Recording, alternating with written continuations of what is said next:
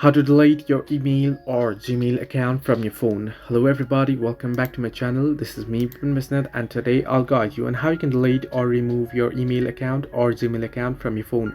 Now the process itself is comparatively easy and simple, so let me guide it through. In order to log out your email account or remove your email account completely from your phone, there is only one way. Here is how you can do so. You want to simply head into your settings on your device. Once you open up settings here, you want to scroll down below and you want to find the option that says account here. As you can see, account and backup option here on the screen. You want to simply tap on it. Once you tap on it, you'll get the very first option that says manage accounts. If you tap on it, you'll be able to see list of accounts that is logged in on your device.